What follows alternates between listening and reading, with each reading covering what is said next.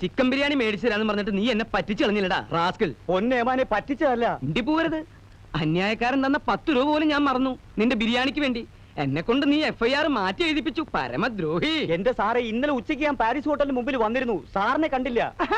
അത് നീ വല്ല സ്കൂൾ മാഷ്മാരോട് പറഞ്ഞാൽ മതി, അവര് വിശ്വസിക്കും. പോലീസുകാർ തലച്ചോറുള്ളവരാ. ഉച്ചയ്ക്ക് 12 മണി മുതൽ ഉച്ച തിരിഞ്ഞ് 3 മണി വരെ ഞാൻ പാരീസ് ഹോട്ടലിന് മുമ്പിൽ കാത്തുന്നതാ, തീ പാറണ വെയിലത്ത്. പറയുമ്പോ എനിക്ക് വേദനയുണ്ടടാ. ദേ, ഇന്ന് പ്രായശ്ചിത്തം ചെയ്യാതെ നിന്നെ ഇവിടുന്ന് പ്രശ്നമില്ല. ഇന്ന് എനിക്ക് ബിരിയാണി മാത്രം പോരാ, വീട്ടിലേക്ക് ഒരു പാർസൽ വേണം. നടക്കണ പാരീസിലേക്ക്.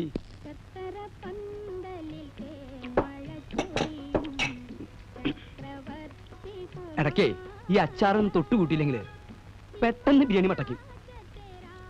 ഇപ്പൊ ശരിയായി. കരയാമ്പൂ കരയാമ്പൂ.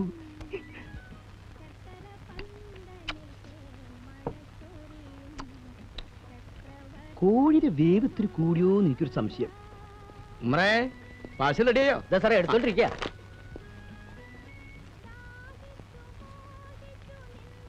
എല്ലാം കൂടി എത്രയായി? 30 രൂപ. ഓ, ഇവനൊന്നും ഒരു കാലത്തും ഗുണം പിടിക്കൂല. ആരാ ഗുണം പിടിക്കാത്ത? അല്ല, ഈ ബിരിയാണിയുടെ ഗുണം സാറിനത്ര പിടിച്ചില്ല എന്ന് പറയായിരുന്നു. അതെ അതെ. നമ്മുടെ സാധനം എവിടെ? ആ, ഇത് ബിരിയാണി, ഇത് ഉഴുന്ന് വട. വട എത്ര ഉണ്ട്? 8 എണ്ണം.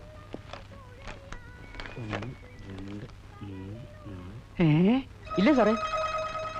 എന്റെ ഭഗവാനെ, എന്തു പറ്റി സാർ? 41ാം ചരമദിനം. മോഹൻദാസ്, ശ്രീദേവി. സ്നേഹസ്മരണകളോടെ മീര, മായ, മനു, മഞ്ജു. എന്താണ് ഈ കേൾക്കണത്?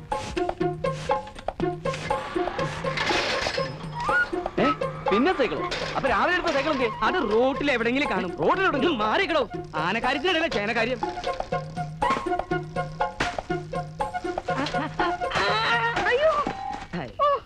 മനുഷ്യനെ സൈക്കിൾ എടുത്ത് കൊല്ലാൻ നോക്കുവാന്നോ? സൈക്കിൾ അല്ല, പാറ്റൻ ടാങ്ക് വന്നിടിച്ചാലും നീ ചാവില്ല ശാന്തേ. ദേ ഇത് കണ്ട, എന്റെ പെങ്ങള് ശ്രീദേവിയും ഭർത്താവും മോഹൻദാസും ചരമം പറഞ്ഞുന്ന്. പത്രം വായിക്കാത്തതിന്റെ ദൂഷ്യം എനിക്ക് ഇപ്പോഴാ മനസ്സിലായത്. ചാവടി യന്ത്രം കഴിഞ്ഞിട്ട് ദിവസങ്ങൾ ഒരുപാടായി. നോക്കട്ടെ. ഇതെങ്ങനെ സംഭവിച്ചു? രണ്ടുപേരും ഒന്നിച്ചേത്തോ? വല്ലവരും തല്ലിക്കൊന്നതാവും, അല്ലെങ്കിൽ വല്ല വിഷം കഴിച്ചതോ കെട്ടിയതോ ആവും. എനിക്കിതൊന്നും അറിയാൻ പാടില്ല എന്റെ ശാന്തേ. നമ്മളെപ്പോലെ ആത്മഹത്യ ചെയ്യേണ്ട കാര്യമൊന്നും അവർക്കില്ലല്ലോ. പട്ടിണിയുണ്ടോ, പണക്കുറവുണ്ടോ? കൊച്ചിയിൽ ഇഷ്ടം പോലെ കെട്ടിടങ്ങള്, ലോകം മുഴുവൻ ചെമ്മീൻ കയറ്റിയാക്കാനുള്ള ഫാക്ടറി, പിന്നെ എസ്റ്റേറ്റ്, ഫിഷിംഗ് ബോട്ട്. എന്റെ പേടി ഇപ്പൊ അതൊന്നുമല്ല. ഈ സ്വത്തുക്കൾ മുഴുവൻ ആര് നോക്കി നടത്തുന്ന? അയ്യടാ, ഇപ്പൊ വായി വെള്ളം ഊർന്നുണ്ടോ? ഇതൊക്കെ നേരത്തെ ആലോചിക്കണമായിരുന്നു.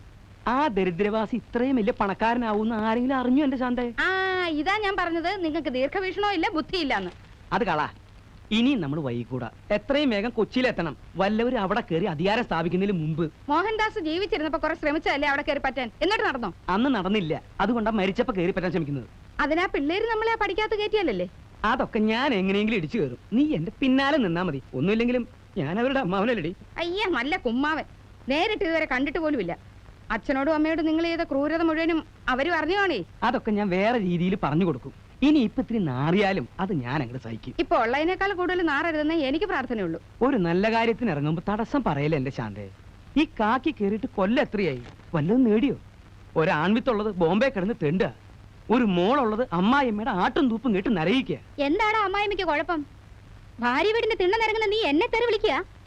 അയ്യോ അമ്മേ, ഞാൻ അമ്മയെ പറഞ്ഞതല്ല അമ്മേ. മിണ്ടി പോകരുത് കരുതേ. മിണ്ടിയാ നിന്നെ ഞാൻ ചൂലെടുത്തടിക്കും.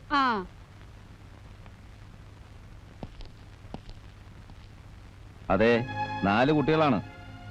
ഒന്നിനും ശരിക്കുള്ള വകതിരിവായിട്ടില്ല. കാർ ആക്സിഡന്റ് ആയിരുന്നു. 30 അടി താഴ്ചയിലേക്ക് കാറ് മറിഞ്ഞു. ഇളയ കുട്ടി മാത്രമേ കൂടുണ്ടായിരുന്നുള്ളൂ. അവൾ അത്ഭുതകരമായി രക്ഷപ്പെട്ടു. പക്ഷേ ആ കുട്ടിക്ക് ഇപ്പൊ സംസാരിക്കാൻ പറ്റില്ല. ഷോക്കുണ്ടായിരിക്കാം. ആലോചിച്ച ഭയങ്കര കഷ്ട. അങ്ങനെ ബന്ധുക്കളായിട്ട് മോഹൻദാസിന് ആരുമില്ല. ഉള്ളവരുമായിട്ട് വലിയ അടുപ്പമില്ല. അറിയാലോ, he was A self made മാൻ. കോടതിയിൽ പെറ്റീഷൻ കൊടുത്താൽ മൂത്ത പെൺകുട്ടിയെ ഗാർഡിയനാക്കിയിരിക്കുക. അതെ, അവളെ ആദ്യം മുതൽ ഇനി എല്ലാം പഠിപ്പിച്ചു തുടങ്ങണം. കോളേജിൽ പഠിച്ചുകൊണ്ടിരിക്കുന്ന കുട്ടിക്ക് എന്തോന്ന് എക്സ്പോർട്ട്, എന്തോന്ന് ചെമ്മീൻ കമ്പനി. പിന്നെ വിളിക്കാം. ആ പുതിയ MD ഇന്ന് ചാർജ് എടുക്കുന്ന ദിവസമാ. അതെ, ആ സംഭവത്തിന് ശേഷം ആ കുട്ടി ഇന്ന് ആദ്യമായിട്ടാ ഈ കമ്പനി വരുന്നത്.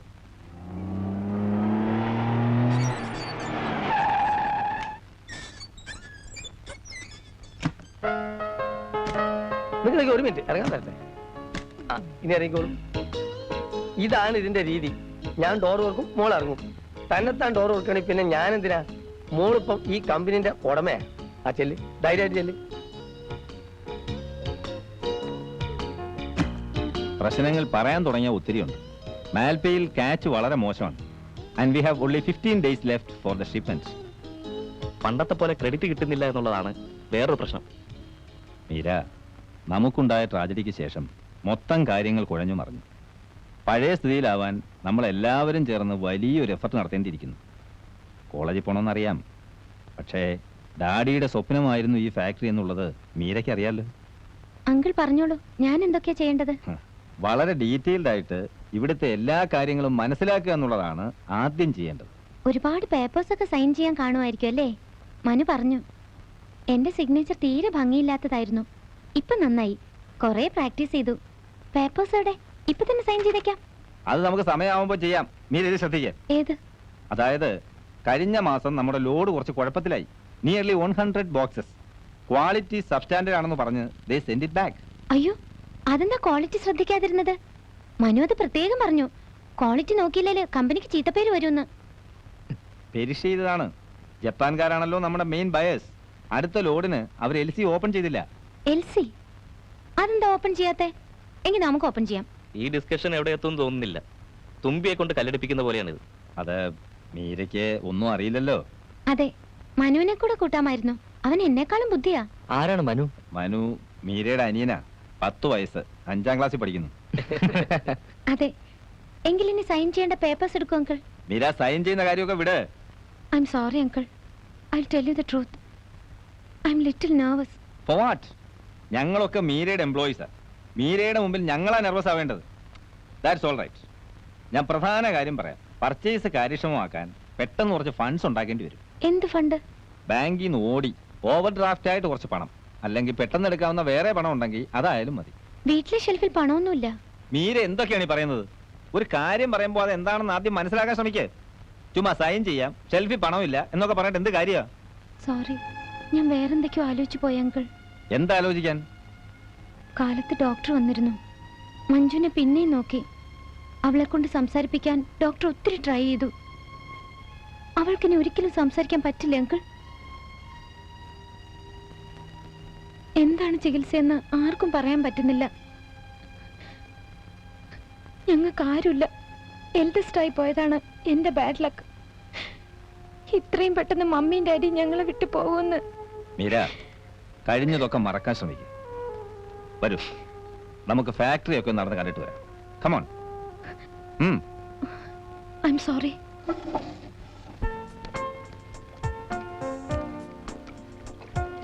ഇതാണ് ക്ലീനിങ് ആൻഡ് സോർട്ടിംഗ് സെക്ഷൻ. ഇവിടെ 160ഓളം ലേബറേഴ്സ് ഉണ്ട്. 160 പേരെയൊന്നും കാണാനില്ലല്ലോ. 3 ഷിഫ്റ്റാ. ഓ, അപ്പൊ 24 hours ജോലി നടക്കൂ? ആ, മിക്കവാറും. ഇതാണ് പാക്കിംഗ് സെക്ഷൻ.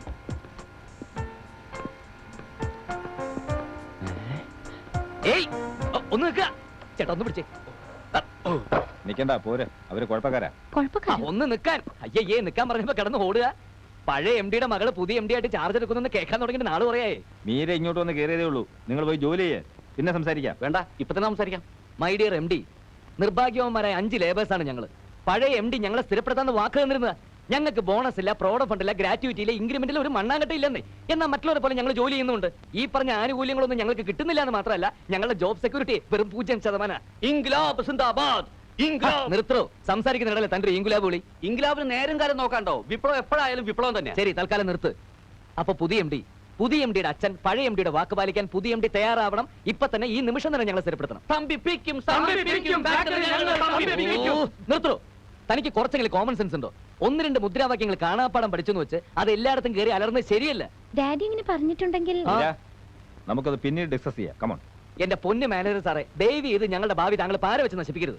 അങ്കിൾ, ഡാഡി പറഞ്ഞതല്ലേ ഇവരെല്ലാരും ഇന്ന് തന്നെ സ്ഥിരപ്പെടുത്താം. അങ്ങനെ ചെയ്യാം, പക്ഷെ എല്ലാരും നന്നായി ജോലി ചെയ്യണം. ഓ ഏറ്റു. പുതിയ എം ഡി നീണാൾ വാഴട്ടെ. പുതിയ എം ഡി നീണാൾ വാഴട്ടെ. പുതിയ എം ഡി നമ്മുടെ എം ഡി. പുതിയ എം ഡി നമ്മുടെ എം ഡി. എന്താ മീര ഇതൊക്കെ? നമ്മുടെ എം ഡി. ഇത്ര ഇമ്പോർട്ടന്റ് ആയിട്ടൊരു കാര്യത്തിന് ഇങ്ങനെയാണ് ഡിസിഷൻ എടുക്കേണ്ടത്? ഛെ, തൊഴിലാളി എന്ന് പറഞ്ഞാൽ തീക്കൊള്ളിയാ. തീക്കൊള്ളി കൊണ്ട് തലയൊറിയാൻ പാടില്ല എന്ന് കരുതി വാക്ക് കൊടുത്തെന്ന്. എവിടെ വാക്ക് കൊടുത്തു? നുണയല്ലേ? ഇവനെയൊക്കെ സ്ഥിരപ്പെടുത്തിയാൽ അടുത്ത നിമിഷം ഫാക്ടറിയുടെ ഗേറ്റിന് മുന്നിൽ കൊടി പൊങ്ങും. മാത്രമല്ല, ഇപ്പൊ തന്നെ ഇവിടെ ലേബറേഴ്സിന്റെ എണ്ണം വളരെ കൂടുതലാ. അതൊക്കെ പോട്ടെ, ഡിസിഷൻ എടുക്കുന്നതിന് മുമ്പ് എന്നോടൊരു വാക്ക് ചോദിച്ചു. Sorry uncle. അങ്ങനെയാണെങ്കിൽ അവരെ സ്ഥിരപ്പെടുത്തണ്ട. അവൻ പറഞ്ഞത് കേട്ടില്ലേ? ഞാൻ അവന്റെ ഭാവിക്ക് പാര വെക്കുകയാണെന്ന്. ഇനിയിപ്പോ ഡിസിഷൻ മാറ്റിയാൽ അവർ എന്റെ തലയെ കാണാൻ വരും. എങ്കിൽ സ്ഥിരപ്പെടുത്താം uncle. Oh Meera, you please use your common sense, your brain. I'm very sorry uncle.